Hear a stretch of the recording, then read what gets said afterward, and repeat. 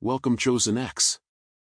You wake to a whisper that lives behind ordinary sounds, a small insistence folding into the corners of your day until silence cannot contain it.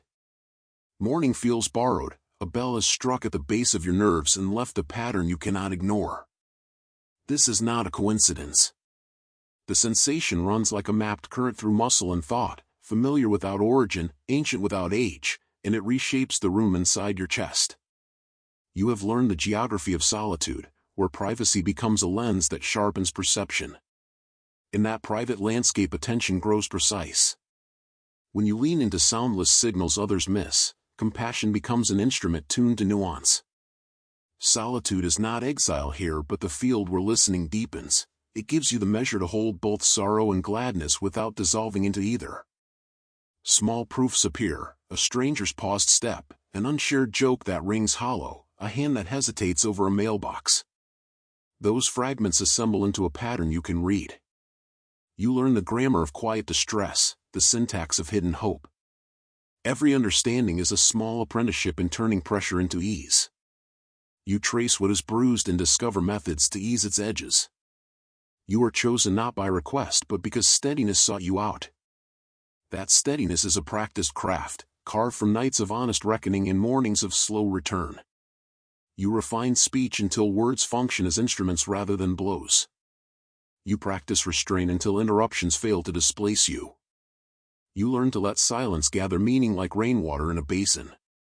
Accepting this quiet authority also brings a weight, measured not by applause but by the subtle continuities you leave behind. When someone trusts you with a story, they seek being acknowledged, not spectacle. Your posture can steady a room, your careful gestures can become harboring spaces. With each act of attention you sew a thread of resilience into a fraying fabric. At first the work was disorienting. You feel the temptation to withdraw, fearing that absorbing others' burdens will fracture you. Some nights the chorus of distant grief follows you home. In those hours you tend your own breath with the same tenderness you offer others. Small rituals become repairs, an unhurried cup, a counted breath, a journal that records without judgment. These are not indulgences. They are instruments of renewal. Signs appear along the way, a stone on an unfamiliar path, a phrase that lands like a key, a child offering scissors with unguarded trust. These do not explain purpose, they remind you that meaning keeps itself secret until readiness arrives. Each sign folds into resolve, shaping a map less about arrival and more about fidelity to attention. As dusk thickens into night you feel the call changing shape. Once a question, it becomes a set of openings. You move through the city tuned to small harms, catching them before they widen, offering words that serve as lifelines, creating a room where none existed. You see the world as a fragile instrument in need of gentle tuning. Your role is not to fix everything but to apply careful pressure in places that matter. The beginning you inhabit is both practical and sacred. It asks no altar and demands no public stage. It starts in rooms where people lower their shields and offer truth. Honor those moments with modest courage. Let them teach you how to balance care with endurance, how to bind wounds without draining yourself. Cultivate a quiet craft in how you listen, move, and return to solitude to refill. Night falls and you stand at a window, palms warm on glass. Below the city hums like a heart with many chambers. You cannot name the full path ahead, only sense its fidelity. You carry a lumen of attention, learn to bear it without seeking praise and without losing the small practices that keep you whole. This is the first step. The current has found you. Be ready at dawn to hold what arrives today. Dawn arrives like a gentle verdict and you feel the new day press against your ribs. Light reveals fragile seams you had not noticed before. Your attention draws what others cannot or will not look at. You do not search for suffering. It arrives like the weather around you, shifting direction as you move. Where you stand, tension loosens its hold on bodies and voices that have been taught for years. You become a place where small truths can surface without shame. Your senses do not turn traitorous, they become tools of immediacy. You notice the way a body pauses when grief approaches and the way a laugh tries to seal over an old wound. These perceptions arrive not as burdens only but as permissions to intervene with small acts that do not demand explanation. You learn to make public space feel private and to make private truths feel less isolating. Carrying this capacity requires techniques that are simple and exact. You learn to make space with your silence and to stitch a sentence that unthreads panic. A steady breath offers someone permission to slow down. An unhurried question clears a room of fog. These gestures are modest in appearance and profound in consequence. They are precise adjustments that prevent harm from widening into harm. Not every encounter asks for rescue. Part of your work is to notice what is meant to be held by someone else. If you take on too much, you will fracture. If you do too little, you will leave wounds unattended. Mastery develops in the margins between these errors. You cultivate edges where compassion operates with discernment. This is not indifference. It is a disciplined generosity that preserves your capacity to give again. There are nights when the city seems to deliver its entire inventory of sorrow to your doorstep. You carry the weight into small rituals that are not showy but are binding. An evening walk with no agenda. A hot drink taken in silence. A list of names you touch with a private prayer. These acts rebuild you quietly so you can return to the task without collapsing. Sometimes the strain is sharp and the ache distorts your clarity. You train to recognize the signs like a watchman reads the horizon. When numbness arrives, you welcome rest before compassion becomes brittle. When anger surfaces, you investigate its source rather than punish yourself. Rest and repair are part of the work. They are defensive gestures as noble as any healing touch. Not everyone will understand. Some will presume you are untroubled and demand more than you can offer. Others will recoil from the nearness you propose. You accept both responses with a calm that does not betray bitterness. Your task is to model how presence can be a practice others learn. By showing steady attention, you teach communities to hold themselves with less collapse and more clarity. You also cultivate allies. There are a few you trust with the ledger of fatigue and the small confessions that must not be carried alone. Together you invent systems of mutual tending, brief handoffs that keep care circulating without draining a single life. In teaching others to notice and to act, the load eases in ways that feel miraculous. The changes you make are not dramatic headlines. They are accumulations of small reversals. A neighborhood begins to speak like a place that remembers its voice. A friend learns to name grief instead of swallowing it. These are not final victories. They are openings that will require tending. You are not a cure but a threshold through which healing can pass. As dusk arrives, you close your hands and feel the weight settle but not consume. You have more maps than answers. Maps point to thresholds and to choices about whether to enter or to step back. You move with a sensibility that balances action and preservation. The burden of light asks of you a steady economy of giving. You walk on, palms open when needed, guarded when necessary, carrying what the day lets you keep. Guard the rhythm, shelter inner light. You carry a tenderness that does not announce itself but alters the air around you. In a crowded waiting room, your glance becomes a soft permission to breathe.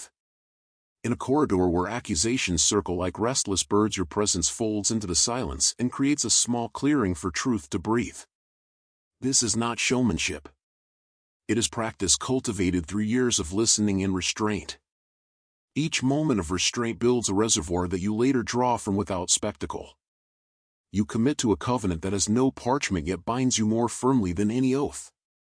The covenant demands humility first and compassion second. Humility opens your hands. Compassion directs them. You do not seek praise. You refuse domination. When someone hands you a story soaked with shame, you cradle it with a kind of reverence reserved for fragile relics. You practice honoring the limits of what belongs to others while stepping toward what asks for your care. The work is embodied and literal. You learn languages of comfort that require no translation. A steady posture near the bedside, a practiced pause after a confession, a soft silence when words fail.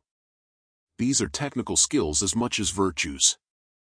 You teach companions to name what hurts, to house grief in a language that does not pulverize identity. You model a rhythm where confession is met with steadiness and not spectacle. This becomes contagious. Communities begin to realign around your habits. Neighbors who once avoided one another sit together at ordinary tables. Families invent new ways of saying sorry. Young people start to ask fewer performance questions and more honest ones. Your influence is not an edict. It is a series of small invitations that accumulate into a culture. You do not command this change. You embody it and others follow because living differently becomes easier by example. Yet there are edges where virtue and intrusion brush. You learn to recognize the boundary between necessary aid and rescue that steals agency. Offering too much can create dependence. Granting too little can leave scars.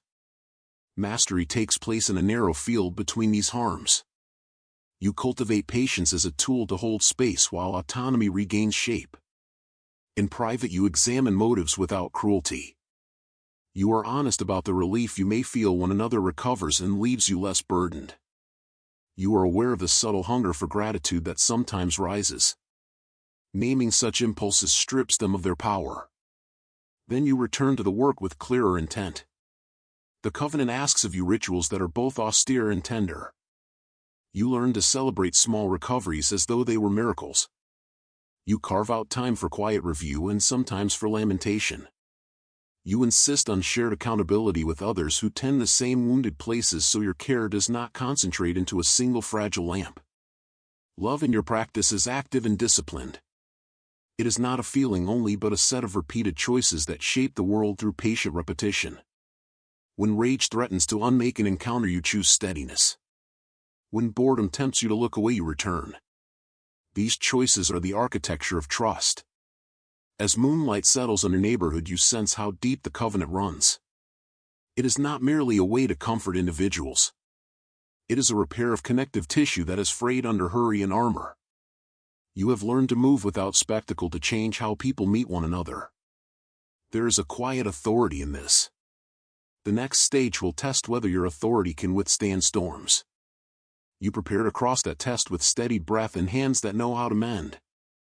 You will face ruin and rumor and the weight of others' doubts, yet you will also find allies in unexpected margins who mirror your steadiness. Hold to this covenant like a ship holds to a keel and let the smallest miracles accumulate until a new landscape of care unfolds. Keep faith and keep tending. Keep listening. Flames arrive quietly at first, as if ember and wind conspire to ask what you are made of. Night brings lessons that daylight cannot teach, a series of private reckonings where every choice is magnified and the small frailties in your spirit are exposed like maps worn thin by travel. You discover that courage is not the absence of fear but the art of moving through it without renouncing tenderness. In the weeks when rumor gains voice and the sky seems heavy with accusation, you stand in public and feel the weight of other people's astonishments. The press of expectation compresses time and makes decisions feel sharp as glass. You learn quickly that endurance needs discipline rather than drama. There are ways to conserve energy for what matters most and to keep your presence from becoming a beacon that draws every stray sorrow. You practice modest rules, arrive with clarity, keep your language precise, and make space for others to carry their own names. The work of repair is rarely a single grand action. It is a sequence of precise acts that, over months and years, realign what has been pulled apart. Tests will not arrive labeled with warnings. A friend with brittle loyalty will ask for more than you can safely give. An institution built on convenience will demand assent to habits that erode the good you intend to protect. There will be nights when loneliness impersonates righteousness and whispers that retreat is wisdom. In those hours you must remember the ledger of small recoveries you have kept in the faces that bent toward steadiness. Resilience becomes a craft of daily practice. You build it with acts that are modest in spectacle yet exact in effect. A timely silence amid fury. A precise question that converts panic into a plan. A brief ritual that returns adrenaline to deliberation. You ration emotional currency and invest it where compound good occurs. This is not calculation without heart. It is a strategy of devotion that preserves capacity while amplifying outcomes. There are moments when doubt arrives as a tidal truth, sweeping memories and plans into churn. In those moments you practice radical attending to what remains. You list concrete acts you have performed and name changes traceable to your presence. You reach for allies who have weathered storms and ask for honest appraisal rather than comfort. This exchange becomes a shield. It turns private despair into communal strategy and converts confusion into a map of next steps. Sacrifice will be required but not romanticized. The image of burning out as proof of worth is a myth you refuse. Instead, you design intervals of repair with the same care you give to crises. You protect days with boundaries that are gentle and durable. You practice saying no to well-meaning demands that would hollow the work. You admit when your strength needs restoration and make repair a public skill rather than a private shame. Confrontations will test not just skill but identity. When slander or misunderstanding spreads like taint, you act with stubborn clarity. You correct false notes with facts and with a demeanor that refuses escalation. There is power in editing your own narrative while remaining open to correction that comes from truth rather than gossip.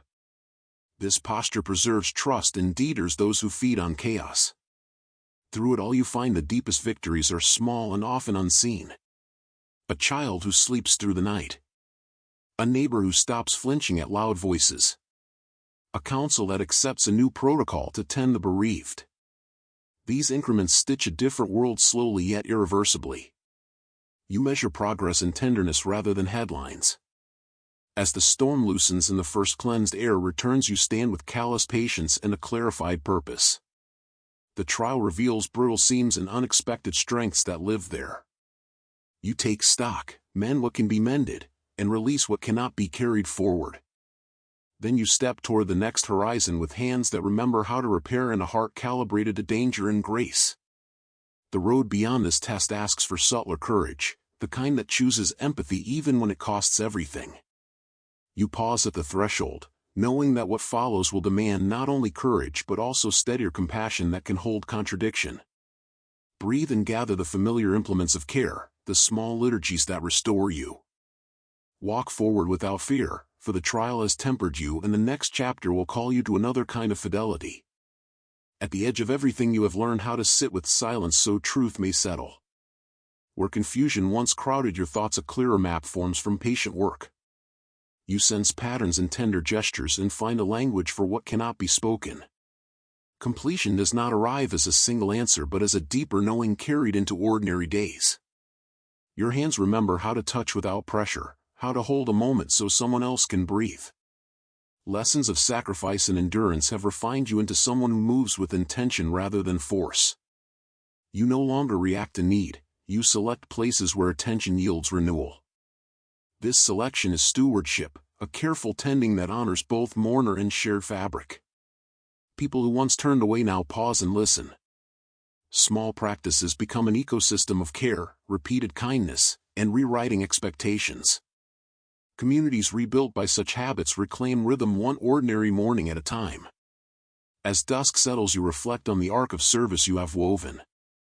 You carried burdens without spectacle and found allies who matched your steadiness. Some nights remain heavy, but you carry rituals that restore and keep attention sustainable. From these repairs you craft a philosophy: resilience is public, repair is communal.